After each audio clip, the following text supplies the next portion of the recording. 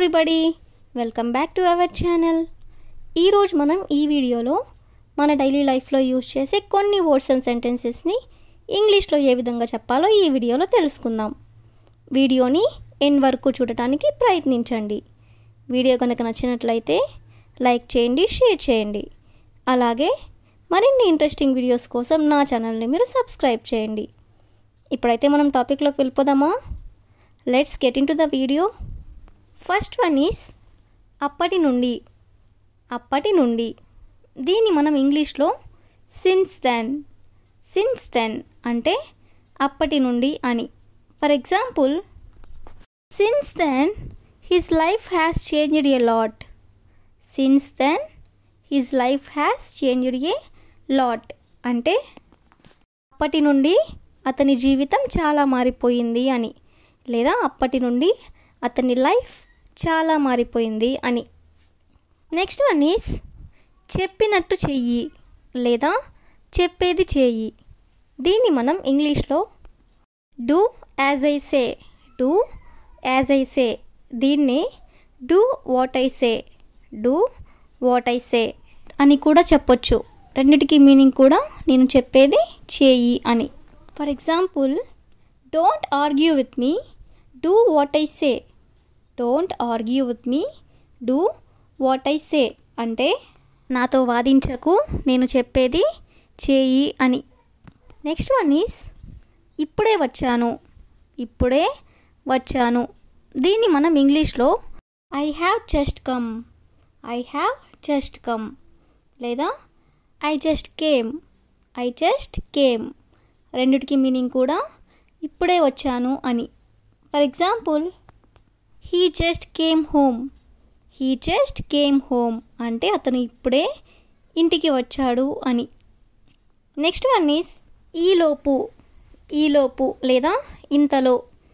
దీన్ని మనం ఇంగ్లీష్లో మీన్ వైల్ అంటే ఈలోపు అని లేదా ఇంతలో అని. For example, I continued my degree, mean while all my friends got married. నేను నా డిగ్రీ కంప్లీట్ చేశాను. మీన్ వైల్ ఈలోపు all my friends got married అంటే నా ఫ్రెండ్స్ అందరూ పెళ్ళిళ్ళు చేసుకున్నారు అని. నేను నా డిగ్రీ కంప్లీట్ చేశాను, ఈలోపు నా ఫ్రెండ్స్ అందరూ మ్యారేజ్ చేసుకున్నారు అని. నెక్స్ట్ వన్ ఈస్ అలవాటు పడ్డాను. దీన్ని మనం ఇంగ్లీష్లో I am used to it or I got used to it అంటే అలవాటు పడ్డాను అని. For example, I am used to the atmosphere there అంటే నేను ఆ వాతావరణానికి అలవాటు పడ్డాను అని. నెక్స్ట్ వన్ ఈస్ టైం తెలియడం లేదు లేదా టైం తెలియట్లేదు.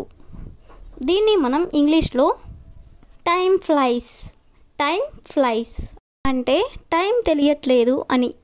For example, time flies while walking with you అంటే నీతో నడుస్తూ ఉంటే టైమే తెలియట్లేదు అని. నెక్స్ట్ వన్ ఈస్ నెట్టకు లేదా తొయ్యకు. దీన్ని మనం ఇంగ్లీష్లో డోంట్ పుష్ అంటే నెట్టకు లేదా తొయ్యకు అని. For example, don't push me walk properly. Don't push me అంటే నన్ను నెట్టకు లేదా తొయ్యకు, వాక్ ప్రాపర్లీ అంటే సరిగ్గా నడువు అని. నెక్స్ట్ వన్ ఈస్ కుదురుతుందా లేదా మనం ఇలా అడుగుతూ ఉంటాం కదా. సో దీన్ని ఇంగ్లీష్లో is it possible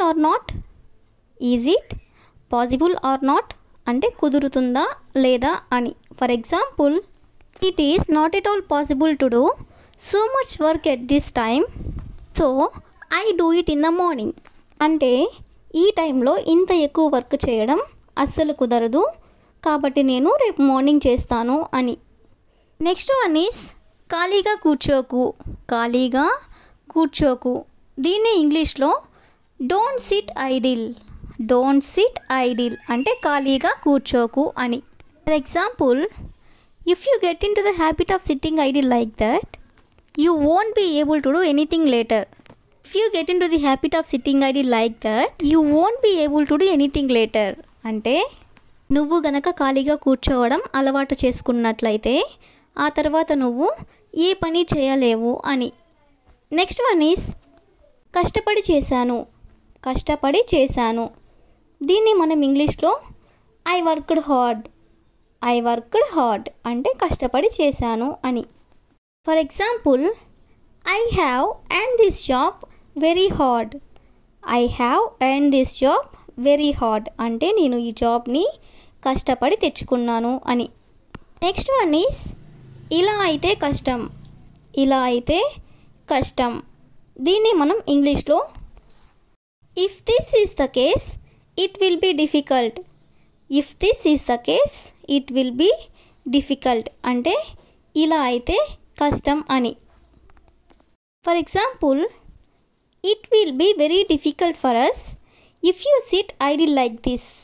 it will be very difficult for us if you sit idle like this అంటే నువ్వు ఇలా ఖాళీగా కూర్చున్నట్లయితే మనకి చాలా కష్టంగా ఉంటుంది అని. నెక్స్ట్ వన్ ఈస్ వేరే దారి ఉందా. వేరే దారి ఉందా అంటే ఇంకేమైనా దారి ఉందా అని.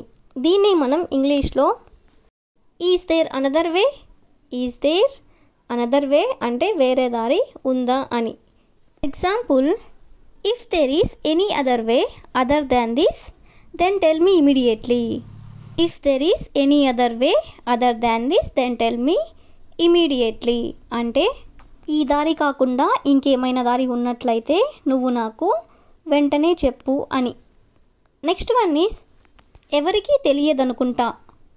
ఎవరికీ తెలియదనుకుంటా దీన్నే మనం ఇంగ్లీష్లో I think no one knows. I think no one knows అంటే ఎవరికి తెలియదనుకుంటా అని. For example I asked everyone and probably no one knows about this. I asked everyone and probably no one knows about this అంటే నేను అందరినీ అడిగాను బహుశా దీని గురించి ఎవరికి తెలియదనుకుంటా అని. That's all for today. I will ask you A question for you. ఏమైనా పర్లేదు. ఏమైనా పర్లేదు. If you know this one in English please comment in the comment section. Thank you for watching.